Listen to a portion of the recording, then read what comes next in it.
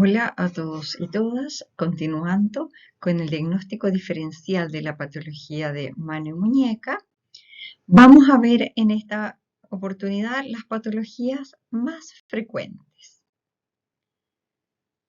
La artrosis de mano se da, ¿no es cierto?, es una de las enfermedades degenerativas más frecuentes de la población que se manifiesta principalmente en articulaciones de carga como son la cadera y las rodillas.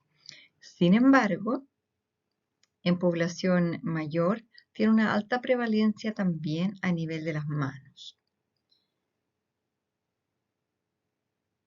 Se observa entre el 3 al 16% de la población general y ya en 38% aumenta bastante, ¿no es cierto?, en las mujeres mayores de 66 años y 24% en los varones.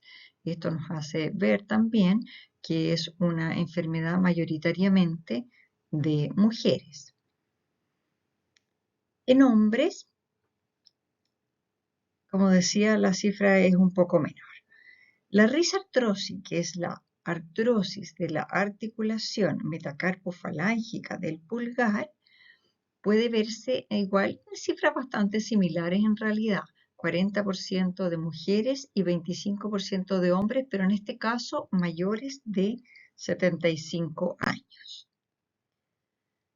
La artrosis, como decíamos en el módulo previo, es una enfermedad degenerativa, ¿no es cierto?, que va a producir una degradación progresiva del cartílago articular con la consecuente remodelación ósea, que va a llevar a la presencia de los osteofitos y la inflamación de la membrana sinovial. Es de progresión lenta y se manifiesta fundamentalmente con dolor y rigidez. Esta rigidez puede ser matinal también, pero dura menos de 30 minutos. Eso va a ser importante en el diagnóstico diferencial de la artritis inflamatoria, ¿no es cierto?, artritis reumatoide, en que esta rigidez matinal va a durar más de 30 minutos. Se puede producir un aumento de volumen, ¿no es cierto?, de las articulaciones, que lo va a describir el paciente como una hinchazón, especialmente en la zona de las articulaciones interfalángicas de los dedos largos, ya sea proximales y distales, o como les decía previamente, en la base del pulgar, y va a estar acompañado de impotencia funcional, ¿no es cierto?, especialmente de aquellas actividades que requieren destreza o fuerza de la mano para su ejecución. Los pacientes que adicionalmente realizaban manualidades o como actividad laboral van a ver disminuida su capacidad de realizar estas actividades, adicionalmente a la disminución de capacidad de actividades de la vida diaria e instrumentales, como por ejemplo cocinar, que es una actividad bien cotidiana, y eso va a ser una merma, ¿no es cierto?, en la calidad de vida de estas personas.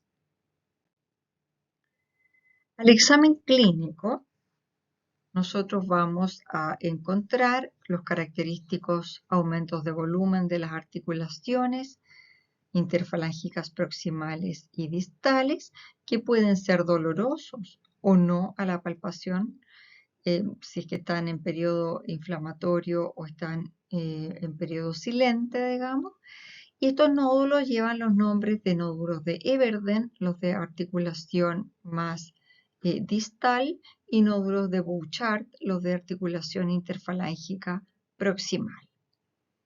La llamada risartrosis, que es de la articulación trapecio-metacarpiana, ¿no es cierto?, produce dolor también en el borde radial de la muñeca, especialmente en actividades que van a implicar la movilidad contra resistencia del pulgar, como por ejemplo el cortar con tijeras, las peluqueras con el uso de los secadores de cabello o los cepillos cuando hacen los brushing y una serie de otras actividades manuales. Importante esta área, ¿no es cierto?, que es el área del borde radial, fundamentalmente a nivel de muñeca, porque aquí se asientan varias patologías que van a hacer diagnósticos diferenciales. Entonces, la risartrosis sería una de ellas. De manera general y de acuerdo con las recomendaciones de las guías clínicas del Colegio Americano de Reumatología, el tratamiento de la artrosis de mano consiste fundamentalmente en el manejo del dolor, principalmente con antiinflamatorios no esteroidales. Ahora hay que considerar periodos cortos del uso de los antiinflamatorios y evaluar el contexto de las personas en relación a si tienen o no patología cardiovascular y renal, y que no estaría recomendado, ¿no es cierto?, el uso prolongado o más bien muy acotado de los antiinflamatorios no esteroidales. Como analgésico también se puede utilizar el paracetamol. Por otro lado, son importantes los ejercicios, que acá tenemos algunos ejemplos, para mantención fundamentalmente de los rangos articulares y fortalecimiento de la musculatura intrínseca de la mano. Y también tenemos el uso de órtesis, orientada fundamentalmente a la inmovilización de la articulación, en este caso trapecio metacarpiana, para también disminuir el dolor.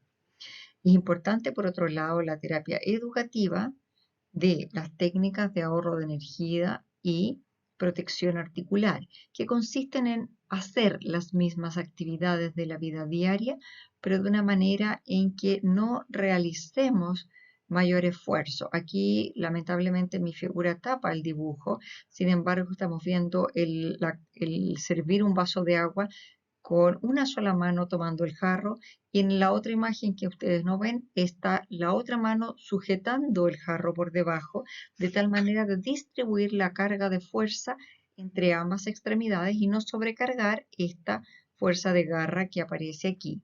Y como eso, muchos otros ejemplos, como podría ser el engrosar los mangos de los diversos utensilios que uno usa cotidianamente, como es el cepillo de dientes, la cuchara, el cuchillo, el lápiz incluso. Y aquí, mientras más grueso es el mango que uno va a sujetar de los distintos elementos, menos fuerza de prehensión tiene que hacer sobre el mismo para que no se caiga. Otra causa frecuente de consulta son las tendinitis o tendosinovitis, que están referidas a la inflamación, ¿no es cierto?, de los tendones o a las vainas tendinosas que los recubren. Las causas que pueden llevar a esta patología, como ustedes ven aquí en la gráfica, son variadas y van desde la causa mecánica por compresión, traumatismo o degenerativa, ¿cierto? Los osteofitos que mencionábamos en otras oportunidades también pueden lesionar algún tendón que esté en los trayectos metabólicos, como el caso de la diabetes, o inflamatorias, como los pacientes con artritis reumatoide, y también escasamente y con menos frecuencia las causas infecciosas, pero también se pueden dar. Los cuadros más representativos de la tendinitis o tendosinovitis están dados por la tendosinovitis de Decker-Vein y el dedo en gatillo, que veremos inmediatamente. En relación a la tendosinovitis de Decker-Vein, corresponde a la inflamación de los tendones y sus vainas del primer compartimiento extensor del carpo correspondiente al tendón del abductor largo y extensor corto del pulgar, que son los que estamos viendo en esa zona. Si se fijan nuevamente, es la zona de borde radial de muñeca, donde mismo habíamos visto que estaba ubicada la risartrosis. Ya tendríamos en este sentido dos diagnósticos diferenciales. Entonces produce dolor habitualmente la cara radial de la muñeca, y dentro de los antecedentes que gatillan el problema puede haber antecedentes traumáticos, ya sea por contusión o compresión de la zona, antecedentes de sobreuso, como hablábamos de usar la tijera con resistencia, o puede haber un dolor intenso que aumente con la actividad y ustedes al palpar también, ¿no es cierto?, gatillen el dolor. Una prueba especial es la llamada prueba de Finkelstein, en que lo que vamos a hacer es en posición neutra de la muñeca, no extendida y no flectada, se incluye el pulgar cubriéndolo con el resto de los dedos largos sin hacer fuerza y suavemente se va a cubitalizar la muñeca. Eso va a tensar esta área en la zona radial y va a provocar un dolor exquisito e intenso en la zona que está inflamada. Y ahí vamos a tener nuestra hipótesis diagnóstica. Por otro lado, como consulta frecuente está el llamado dedo en gatillo, dado por la inflamación del tendón flexor y la formación de un nódulo que podemos ver aquí, ¿no es cierto?, en la base del dedo que va a dificultar el normal paso por la primera polea, la polea A1 que se llama, que es un ligamento bajo el cual se desliza el tendón flexor para realizar su acción. Y lo que produce, ¿no es cierto?, que se atasque, este nódulo produce que se atasque a nivel de su deslizamiento, eso produce dolor y la sensación de no poder flexar, pero más bien después que logra pasar, ¿no es cierto?, con alguna dificultad, no logra pasar de vuelta, por lo tanto cuesta extender el tendón y ahí es donde se produce el resorte. También es posible palpar ese nódulo cuando no es tan pequeño. Y se describe un dolor exquisito en la zona, puede ser en la base del dedo 1, 2 o 3, fundamentalmente. Perdón, 2, 3 o 4, que es el índice anular y el medio. Para el tratamiento de las tendinitis se recomienda igual analgesia y antiinflamatorio, no esteroidales, por la misma salvedad descrita previamente. Si es un dolor que no cede y permanece más allá de 2 semanas, el uso de corticoides a modo de infiltración también es un tratamiento recomendado.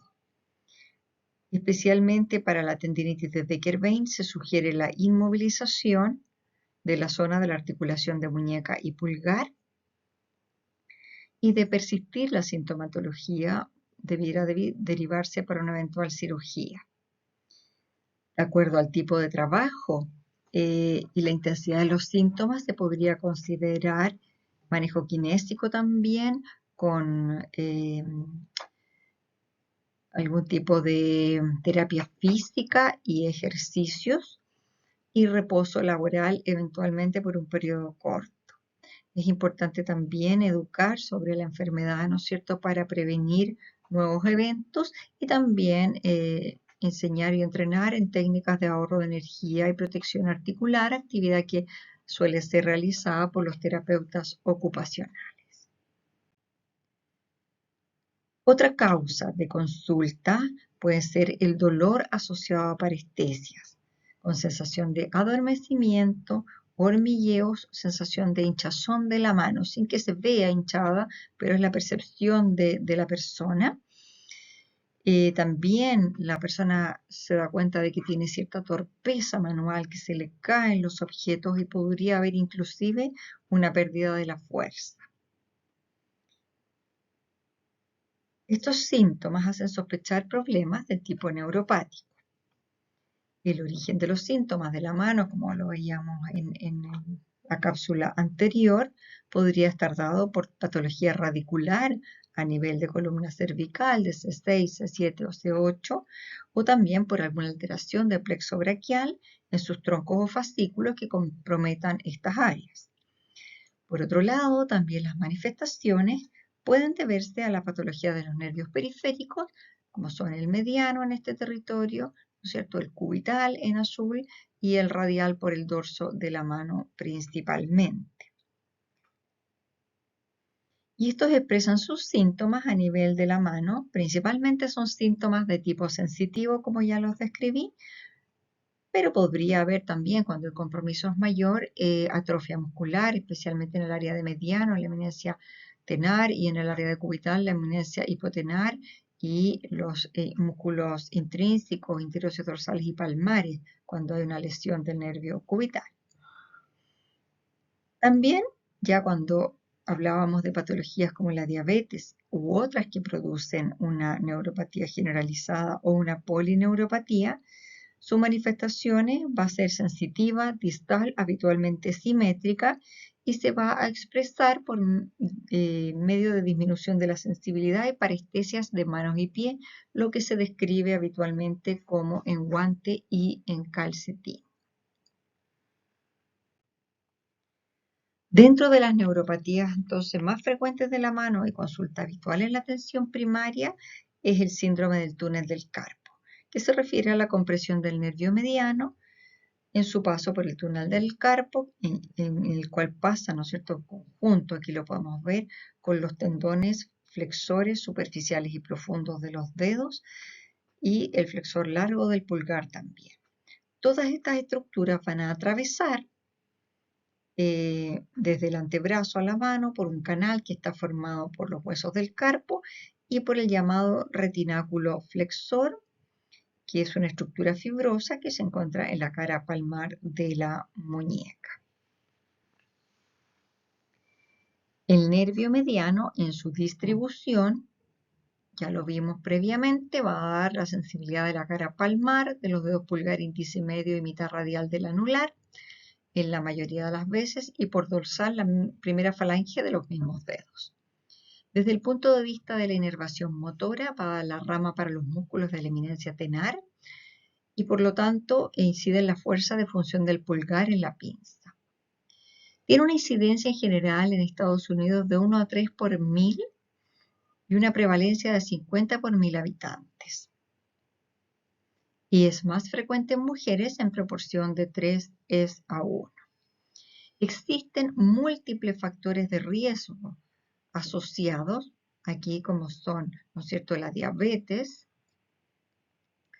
la artritis reumatoide, las tendinopatías, también cuando hay inflamación de los tendones, queda un menor espacio ahí para la compresión del nervio, el trabajo repetitivo y la sumatoria de estas y algunas otras más. El embarazo también, que por el edema que se produce, es un factor de riesgo.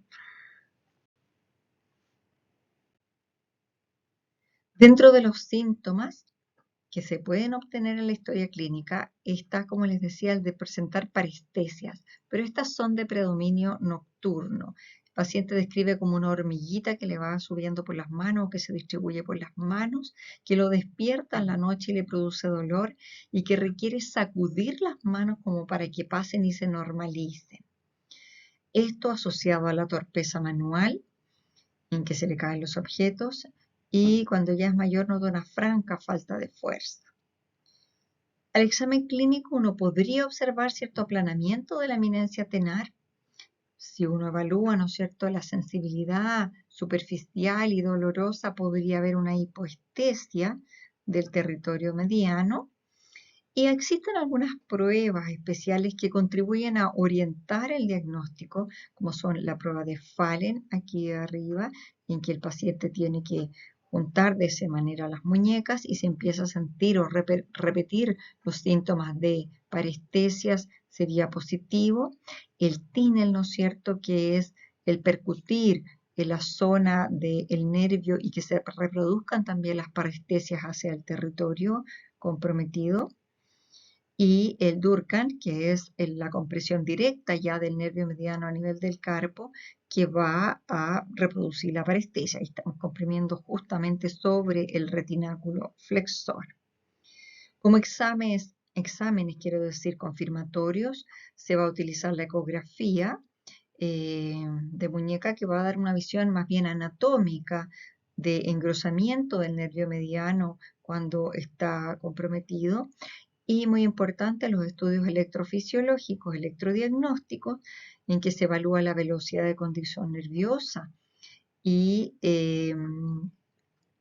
la electromiografía de aguja de los músculos específicos, que van a contribuir a evaluar la función del nervio, pudiendo orientar hacia la magnitud del daño, la temporalidad y el tipo de fibras, ya sea sensitivas o motoras, involucradas, y que suele servir en la toma de decisión para la cirugía del nervio mediano. Dentro de los pilares de tratamiento en este caso está el manejo del dolor, que en este caso es un dolor principalmente de tipo neuropático. Si tiene estas características más bien neuropáticas y de larga data, va a requerir el uso de neuromoduladores y podrían también utilizarse antiinflamatorios por periodos cortos. También es importante el uso del inmovilizador de muñeca para evitar la compresión del carpo con posturas extremas de flexión y extensión, especialmente durante el sueño. Y bueno, si persiste la sintomatología, un paso más allá de tratamiento sería la infiltración con corticoides del espacio, ¿no es cierto?, del túnel del carpo. Y si finalmente el cuadro no cede, tendría indicación quirúrgica para la liberación del retináculo flexor. Por ejemplo, en el caso de embarazadas, en que sabemos que la situación de compresión es transitoria y que va a ceder probablemente posterior al parto, es recomendable en ese caso el uso del corticoide local si es que no tiene ninguna contraindicación más que la cirugía que es más definitiva para pacientes cuya sintomatología persiste en el tiempo. Muchas gracias por su atención.